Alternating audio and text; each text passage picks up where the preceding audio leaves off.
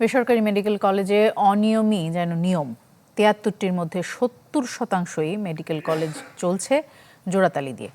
এসব প্রতিষ্ঠান থেকে বের হচ্ছে মানহীন চিকিৎসক, নেতিবাচক প্রভাব ফেলছে সেবা খাতে। সব জেনেও নির্বিকার তদারকি সংস্থা। রিপোর্ট করেছেন ইমদাদ হক।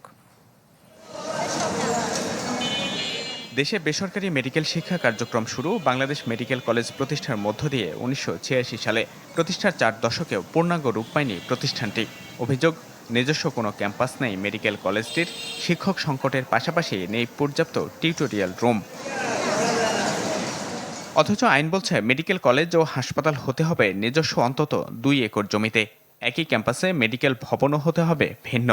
হাসপাতালে শয্যা সংখ্যা হতে হবে প্রতি শিক্ষার্থীর বিপরীতে ৫টি, আর ১০ শিক্ষার্থীর বিপরীতে শিক্ষক থাকবেন একজন।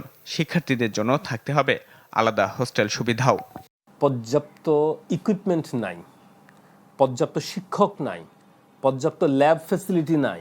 আপনি তাদেরকে ডাক্তারের সার্টিফিকেট ধরাই দিলেন, ঠিক আছে? সে নিজেকে ডাক্তার দাবি করতেছে। সে যখন ট্রিটমেন্ট করবে আপনার জীবনটা তার হাতে ছেড়ে দিলেন আপনি। কত ভয়ঙ্কর কথা, ঠিক আছে? তো এটার ক্ষতিগ্রস্ত হচ্ছে তো দেশের মানুষ দিন শেষে। শুধু বাংলাদেশ মেডিকেল নয়, এই তালিকায় আছে ঢাকা সেন্ট্রাল ইন্টারন্যাশনাল, আনোয়ার খান modern, Samorita, Shahabuddin medical, Sirajul Islam medical, কিশোরগঞ্জের আব্দুল হামিদ মেডিকেল কলেজ, সিরাজগঞ্জের খাজা ইউনুস, গাজীপুরের তাইরুন নেছা ও রংপুরের নর্দার্ন মেডিকেল কলেজ।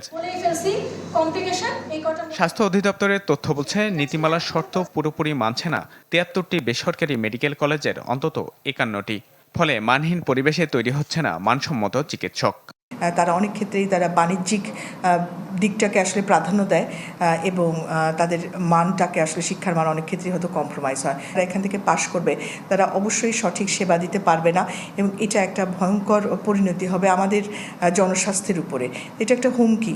এসব প্রতিষ্ঠান স্বাস্থ্য মন্ত্রণালয়, স্বাস্থ্য শিক্ষা অধিদপ্তর এবং Bangladesh medical and dental college নিয়মিত তদারকি করলেও কার্যকর পদক্ষেপ নেয়ার নজির নেই।